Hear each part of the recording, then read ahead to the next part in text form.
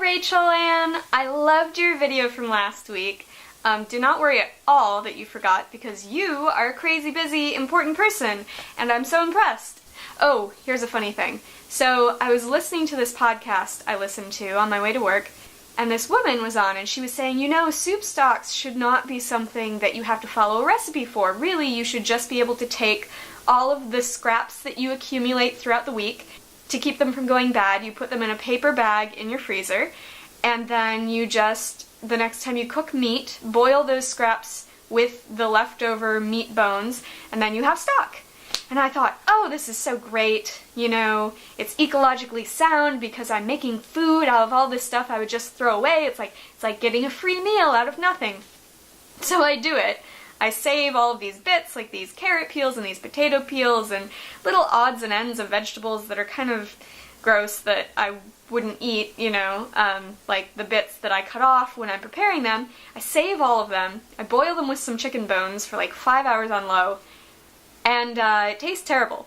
It tasted like garbage.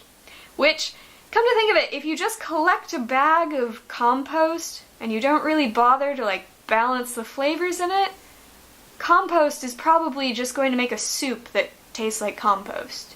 So, I don't know why I was surprised that it didn't work, but I was surprised.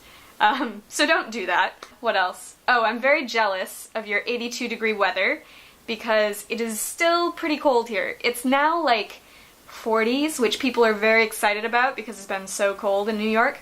One of the funny things that happens here in the springtime, which I'm sure you remember because you're a New Yorker long ago, is that in the winter, like, everybody's wearing these big coats with these big hoods, and they sort of hunch over against the cold, and nobody makes eye contact. I mean, New Yorkers don't really, like, do the whole smile and say hello thing on the street, but they just don't even recognize the things around them.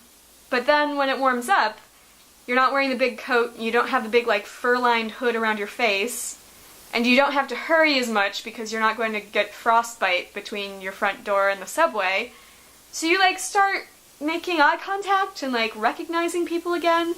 You know, they're not people I know, but it's like, oh, yes, there's dude with the really old dog, and, like, there's lady I see at my dry cleaner all the time, and there's the really crazy lady who walks her dogs in a baby stroller.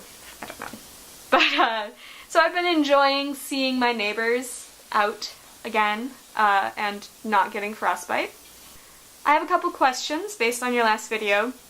Number one, are you going to Austin? Because I always thought that South by Southwest sounded so cool, and if you are going, I hope I get to see some of it.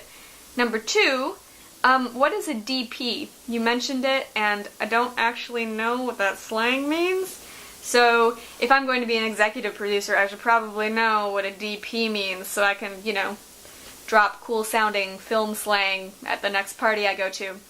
And number three, I did have a third thing. Oh, do you have any good recipes for stock? Because obviously, I don't want to make compost soup again. Anyway, I love you, I hope you're having a good week, and I will see you next Thursday. Bye. Mwah.